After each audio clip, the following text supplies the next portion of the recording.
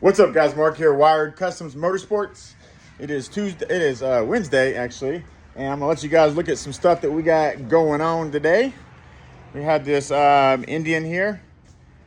It's a 2020, if I recall correctly, it's a 2020 Indian Roadmaster.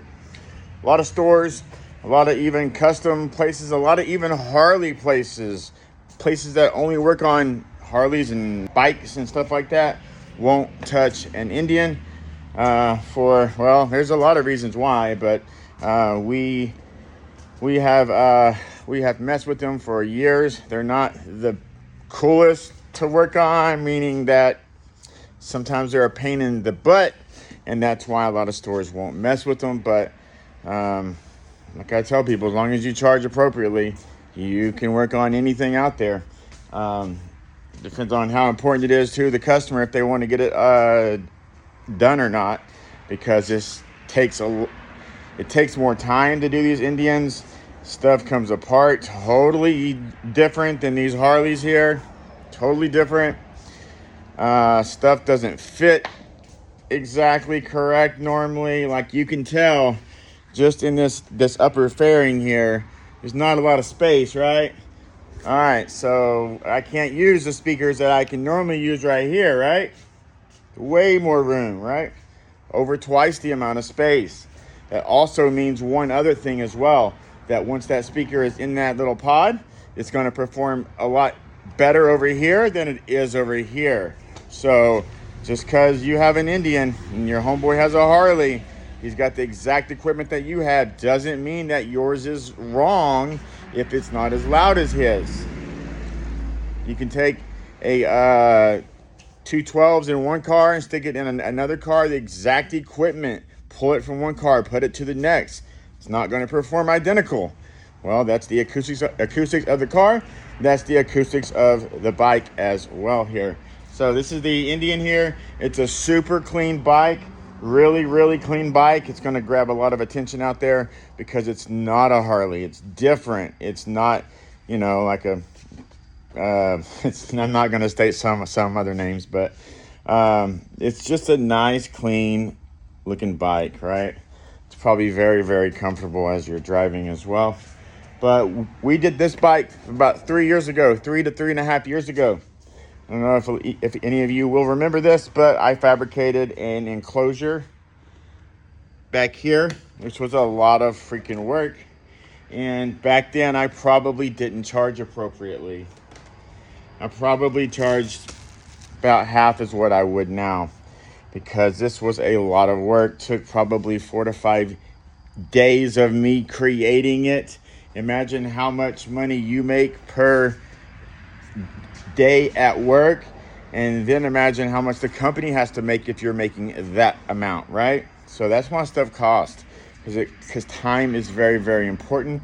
So this is an enclosure for 1.8, if I recall correctly. It is ported. There's a port up under there, ported. We did the best that we could with the space that we have provided and the electrical to support it. We did the best that we could 3 years ago, and it's still working today.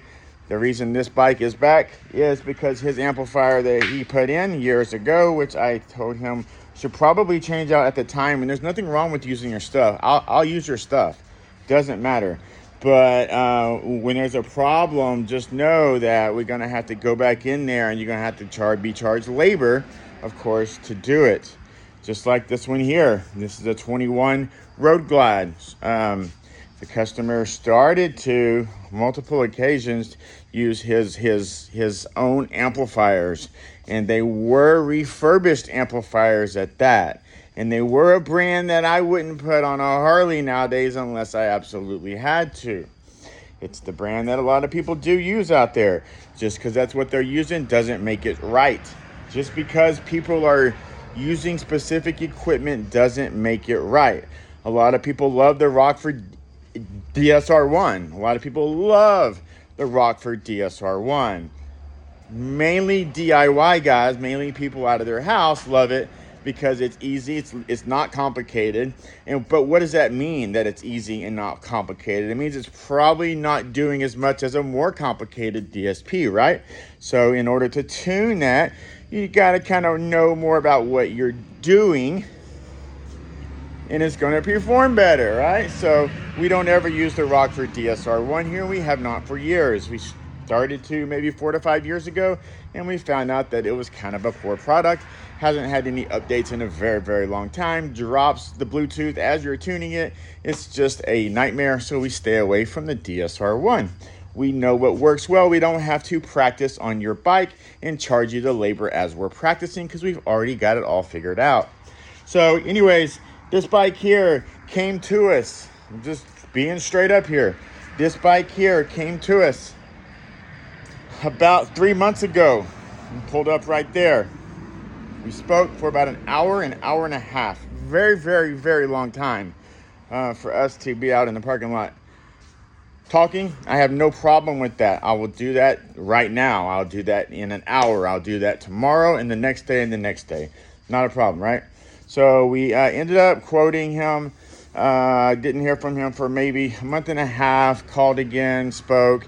Didn't hear from him for, another 3 or 4 weeks. And then I get a call that he was getting some mechanical work done.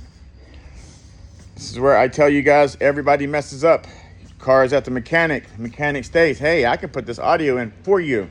I have gone through this 100 times in 8 years, probably around 100 times. I put in audio. I don't paint. I don't do automotive style painting, right? I don't do mechanical work. I don't work on your engine. I don't put, handlebars on. I could put handlebars on. Like, he asked me if I could put handlebars on. I told him I would rather not. I told him that I can, but it's just you'd be better off taking it to another place that can do it quicker, more effective, because that's what they're designed to do, is put handlebars on, a mechanical place, right? So anyways, the mechanic told him, hey, bro, while this bike is here, let me put this audio in for you. I know you wanted that audio in. Well, we're doing a wire rescue right now because it's that bad. He can put wires together, but not correctly. He can put 2 wires together, but not really know why they're going together, right? We need to know why these wires are going together and what's the proper technique to put them together on a Harley that vibrates like crazy. I'm not going to speak on a lot of stuff that's wrong about this yet because we're doing a full wire rescue on this one. But just for reference, the wire came like this with heat shrink over the top of this, like this. Is that right? No. Is it wrong? Yes. Is it totally wrong? There's a very smart person out there that states a connection's a connection if it's connected. That's very true and all, but we have to remember there's a proper way to connect it. That is absolutely wrong. That's just one little thing about this that is wrong. There is probably about 20 large things that are wrong about it. But again, that's why he brought it to us. I didn't ask who put it in. I don't want to know who put it in because I don't care who put it in. All I know is that I'm going to tell you my professional advice and you tell me what you want to do afterwards.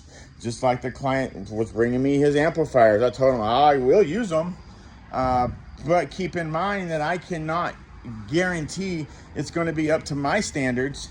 It's going to be up to my normal client standards. I can't guarantee there's not going to be any popping at the end because these amplifiers are known for these loud pops when you turn stuff on. There's a reason why they do that. There's a very good reason why they do that. If you probably already know what I'm talking about. And I mean, come on, like, this is how it was labeled.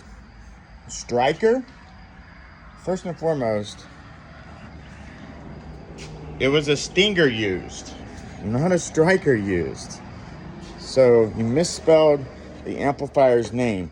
Now, technically that's a very, very small error. But what you need to remember is this was a store that did this. And if we can't get the name right, what else are we not going to get right? If our attention to detail is very, very poor on an easy thing to do, that my 8-year-old can type this out, what else is wrong? Another thing that I pointed out to my tech. Now, it's all nice that these are pre-labeled, right? It's nice that they're labeled.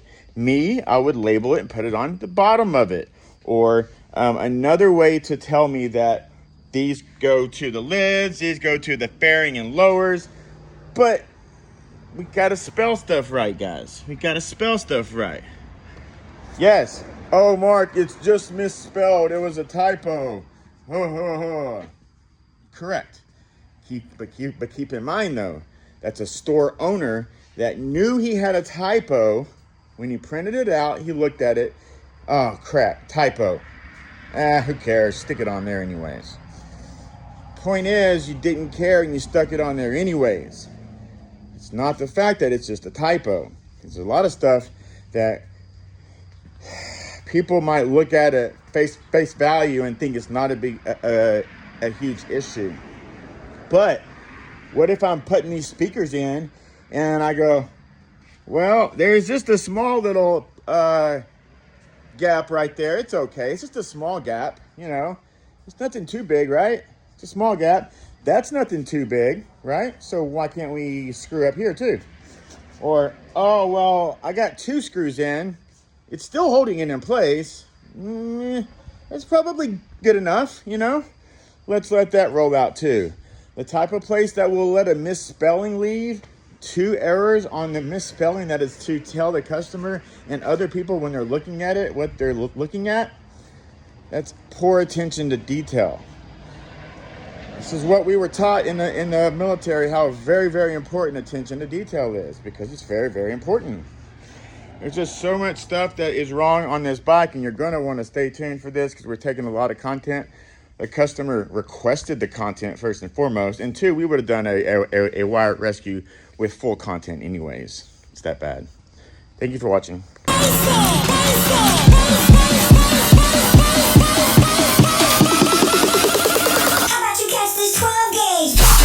Holy shit.